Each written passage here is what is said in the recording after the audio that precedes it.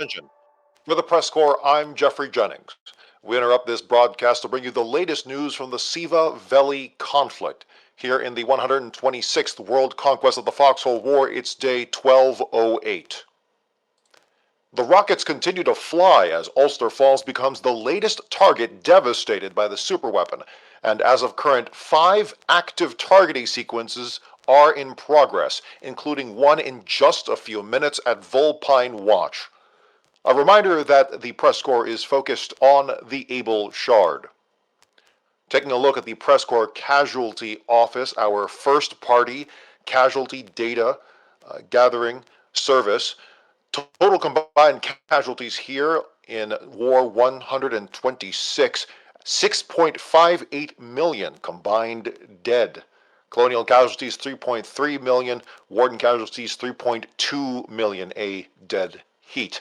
The deadliest region is currently Marbin Hollow, topping it off at 912,000 combined dead. Second deadliest region, Callahan's Passage, 776,000 combined dead. Our top story is, of course, the rocket superweapon, known among the community as nukes, though a reminder that the rockets do not use nuclear warheads and it is safe to traverse the impact site of a rocket. The Warden-held Ulster Falls was struck by a rocket on day 1185, permanently knocking out nearly every industrial building as well as the town base. Only the seaport, both safe houses, and both mortar houses survived.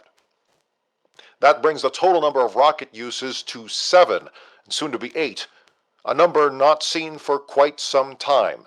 Uniquely, the use of the rockets in this war comes with a stalemate in the front. In prior wars, where rockets were used in large amounts, the front lines were often deep into a faction's territory, and the rockets were a way to stop or solidify an offensive thrust, depending on your point of view. By war's end, rockets were either a last-ditch effort, coup de grace, or even just a meme. But almost 1,200 days into the current war, the front line continues to be locked in stalemate, despite 12 rockets either fired or about to fire. Across this war's starting positions, not much has changed except for the Warden capture of the island regions, sans the fingers, and the colonial capture of Lochmore, Deadlands, and Endless Shore. In both of those cases, this is the capture pattern we have seen for the past several wars. Now, the rockets appear to be the changemakers they were originally intended to be, as signified by early signs of a successful collie offensive in King's Cage that has now crossed the River Mersey, captured the Den of Knaves, bypassed the remains of devastated Bale, and begun border incursions into Stone Cradle. Currently, the Colonials have on their target list Terra in Pharaonic Coast, Loken Berth in Cal's Pass, and in a few minutes, Vulpine Watch in Stalaken Shelf, via a colonial rocket originating in Allad's Bight. Vulpine Watch has seen multiple border incursions now, some resulting in successful captures of Vulpine Watch, but Warden counterattacks ensured this was only temporary. The stalemate of War 126 is currently being studied and hotly debated, but much discourse has been had over the storm cannons, which received a change allowing them to fire much more effectively. According to commentators, the Wardens have been having a difficult time conducting amphibious operations behind the colonial line because of the storm cannons, lending credence to the idea that storm cannons have kept the fingers safe for the collies, much like how they have kept Cal's Pass and Weathered Expanse safe for the Wardens. Regardless of how the stalemate actually happened, the rockets are believed to finally be breaking them in dramatic fashion, and in one case, spawning legend. During the aforementioned destruction of Ulster Falls in the Linn of Mercia on day 1185, video footage emerged of a lone survivor at ground zero of the colonial rocket. The warden private, simply named Otto, was seen by dozens of other wardens through their spectator cameras, totally unharmed, and strolling through the rocket's impact site. It's currently unknown how they survived the rocket, which has been known to penetrate all forms of shelter and kill anyone within its blast radius. Otto's survival provoked a strong response by the redeployed soldiers, who immediately gathered around them, promoted them from a private to officer cadet, proclaimed them a hero, and used their name as a rallying cry, with the surviving Ulster Falls garrison counterattacking advancing colonials with the cry of Otto. Shortly after, the propaganda game took off. Posters, comics, videos, memes, and shitposts tell the legend of Otto al-Gaib, the Chosen One, Blessed Otto, and the Otto Saya, elevating this new soldier to instant fame. Upon seeing this, the colonials saw the morale importance of such a folk hero and singled Otto out for elimination, marking them a priority target in posts on Reddit and the war map. Forensics analysis by several people have also raised questions over the narrative of a fresh-faced soldier surviving 3 tons of TNT at point-blank range by either luck or act of God. Slowed-down footage shows Otto appearing out of thin air a half-second after the rocket makes impact and detonates, leading some to accuse Otto of being a developer in disguise, using an invulnerability command. Others counter that this is simply the angle of the person taking the video, or that it's the luckiest deployment timing ever witnessed. Some wardens have even incorporated the potential answers into the Otto legend, claiming Otto was born from the rocket's fireball, proclaiming them the nuke-born. Regardless, Otto was seen joining the 6th Regiment after what I can only speculate was a whirlwind beginning to their tour of duty. PressCorps Warden correspondent Diana Keyes will also reports that Otto is currently in Staleichen Shelf with the rank of Officer Cadet. Otto was not seen sporting a microphone in order to talk and did not respond to comment. We are now bringing our attention, unfortunately due to the queues, we do not have any PressCorps correspondents on the ground at Vulpine Watch in Staleichen Shelf. And that's already controversial because most people don't know how to say that word, Staleichen Shelf. But regardless, we are currently watching from the map. You're not going to hear any sound effects, but we are currently watching it here in the PressCorps. The current tactical situation in Staleichen Shelf is as follows. Colonials have been able to successfully break in from the southwest of the region, capturing Old Morn and creeping up from the south eventually through border bases. And Vulpine Watch itself has been in a back and forth. As I mentioned earlier, the Colonials did manage to capture the town a number of times, back and forth, Colonial Warden. And now with the launch of this rocket originating, we believe, from Alod's Bite, this rocket will knock out that town, that frontline town, and allow the Colonials to establish forward positions more permanently from likely the Old Morn or the South Wind. Either way, there's a lot of room for the Colonials to establish forward positions. Staleichen Shelf is a wide open area, much like Weathered Expanse neighboring it, and this will likely give the Colonials a launch pad to break into the northern half of Staleichen Shelf. There was some, oh, hold on. Okay, approximately T-minus 2 minutes, probably even less than that.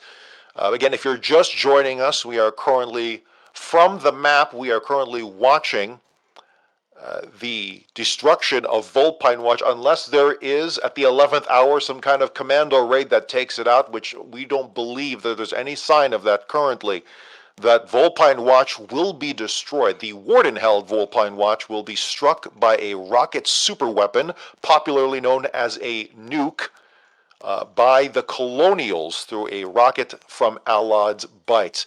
As what we can see from the what we can see from the map right now through updated intelligence reports, both Colonials and Wardens are together at Vulpine Watch, embracing ground zero of this rocket strike. About a half hour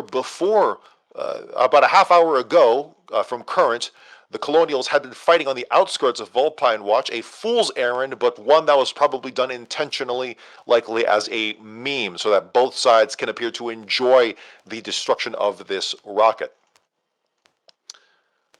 World text chats from both factions lighting up, With the anticipation of this rocket strike, Colonials very excited to launch yet another rocket in this war, and the Wardens very excited to receive this rocket. Again, the aforementioned Otto folk hero has now become a rallying cry and a symbol of the embrace of the rocket super weapons. Meanwhile, the Colonials putting out hit calls for an elimination of Otto to break that morale. We'll now be expecting this rocket to strike any moment now, approximately 60 or so seconds, more or less. A reminder that despite the popular nickname of the rocket superweapon, Nuke, that it is not a nuclear warhead.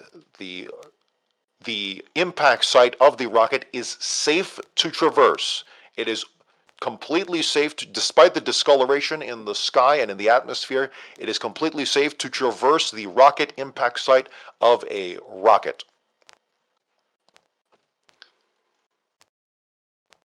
And there it is, day 1208, 22:37 hours local wartime. Vulpine Watch and Stalemate Shelf has just been taken out. We can confirm from the map the destruction of the town base, storage depot, emplacement house in the center of town, and 2 salvage mines, as well as a safe house in the southern end of the town. So Vulpine Watch successfully struck and destroyed, permanently knocked out of this war by a colonial rocket originating from, we believe, Alaw's Bight. No last minute save by the Wardens there, and it certainly seems like no one intended to even try from current intelligence that was coming across our desk. From what we can see on the map, again, a complete gaggle of infantry on both sides gathered at ground zero and were completely wiped out, as one can predict. We do not have any boots on the ground. PressCorps correspondents were not able to enter the region in time before the queues to enter the region filled up. But we can confirm that at least 15 minutes prior to the current moment, that Otto, the much talked about private, now officer cadet, that was seen surviving the rocket at Ulster Falls, was also at Stalemate Shelf. It is unknown where they were after their deployment from Breakertown. We cannot confirm anything other than that they were last seen at Breakertown about 15 to 20 minutes ago.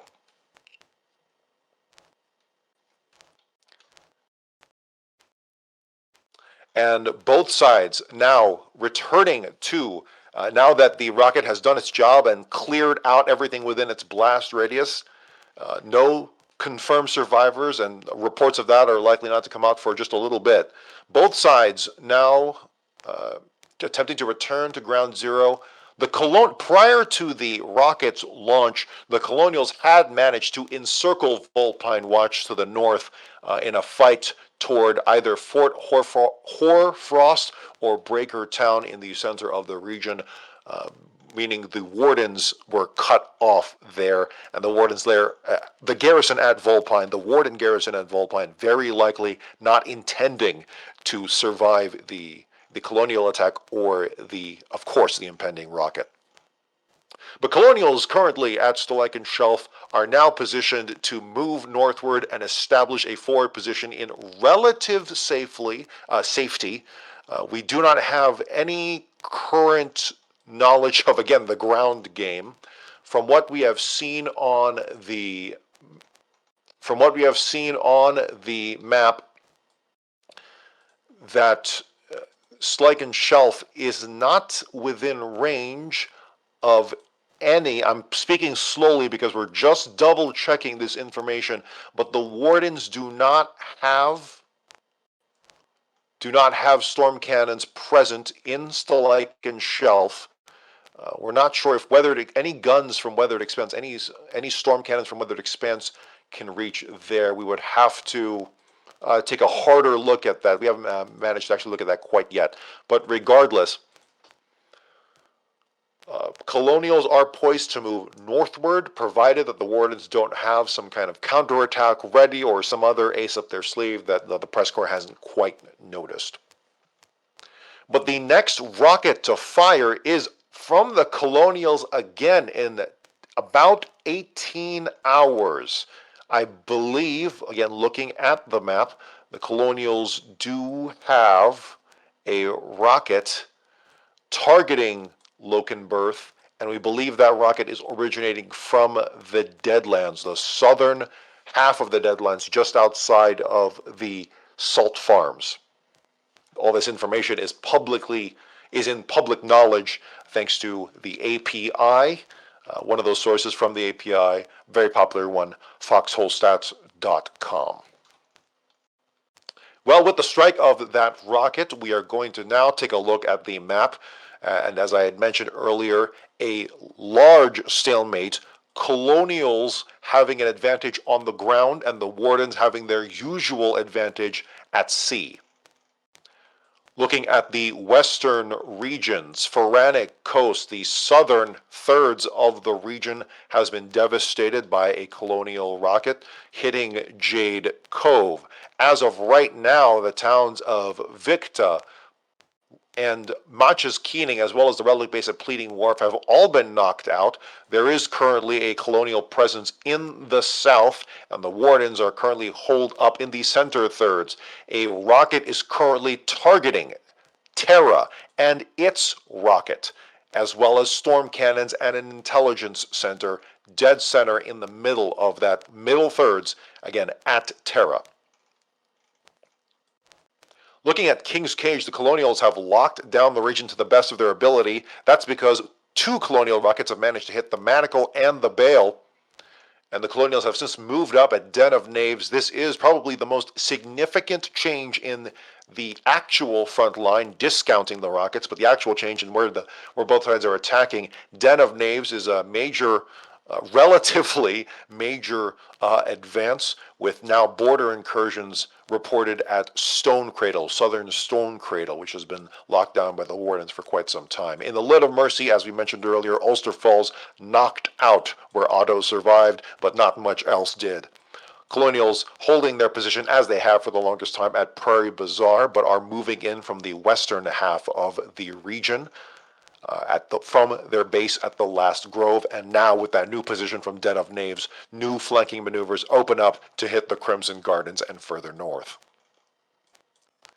In Cal's Pass, Callahan's Passage, multiple back and forth across the Cal's Pass Deadlands border, but both sides, as of current, locked down in their regions. Colonials are, once again, advancing northward from a southwestern position at a border base, but the projected success of this advance is likely to be low due to the back and forth nature of the whole situation there on the cross-border fighting.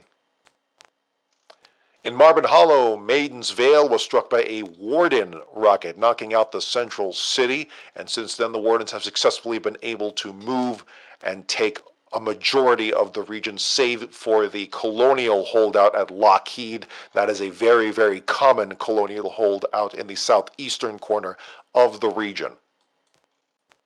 In the Claustra, the Wardens struck the Treasury with a rocket of their own several weeks ago, but the Colonials did manage to counterattack, after Warden incursions, counterattack, and now the northern thirds of the region has been in a back and forth. Currently, Wardens hold the relic base at the Vault, and the town of the chapter is knocked out, but is still safe from any rockets.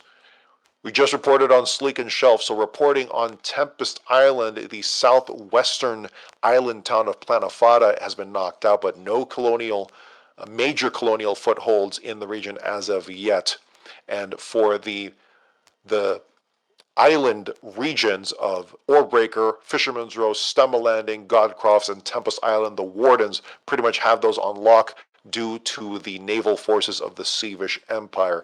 The Fingers remains a strong colonial holdout that is most often, as we have seen in dozens of wars past, the Fingers is usually the very last region island region to fall for the colonials, but it is holding strong. Again, conjecture, there is speculation that it is because of the storm cannon changes, which is a microcosm of the larger stalemate we have seen in War 126 thus far. Well, looking at the PressCorps Superweapon Readiness Dispatch, 14 colonial storm cannons as of the last and most recent report from a couple days ago, and 17 intelligence centers. Excuse me, I think I misread that. 14 storm cannons for the wardens and 17 intelligence centers. Meanwhile, 30 storm cannons for the colonials and 37 intelligence centers as well for the green faction. So colonials, mirroring their advantage in rocket launches, they also maintain a strong lead, double the number of storm cannons and more than double the number of intelligence centers in War 126. Looking at the PressCorps Weather Service, you can find this weather service live. I am reading this from the PressCorps website at PressCorpsGaming.com. At the top of the website, you can find a navigation bar. Go to the weather service option, and you will see our live weather map updated in near real time. You do have to update the web page, but it is still very, very quick to update. And that current reading from the weather service shows from our dedicated PressCorps weather service members. Rain in the west, particularly around northern West Gate and southern Pharaonic Coast and western King's Cage. That rain has lasted for quite some time now, and then snow has hit the east central regions, although we're not quite sure exactly if that is quite up to date, but snow had been hitting the east central regions for quite some time. Again, if you'd like to join the Storm Chaser Corps and keep the Foxhole public updated on all kinds of weather data, join the PressCorps Discord through the link below on this stream or this VOD, and then you can also join through PressCorpsGaming.com. Well, that's all we have for the moment. Another major development, another rocket. They're slowly losing their novelty, but for the people on the ground, I don't think so. Only from the map, it seems. But the 8th rocket has just been launched and detonated, again hitting across the front line.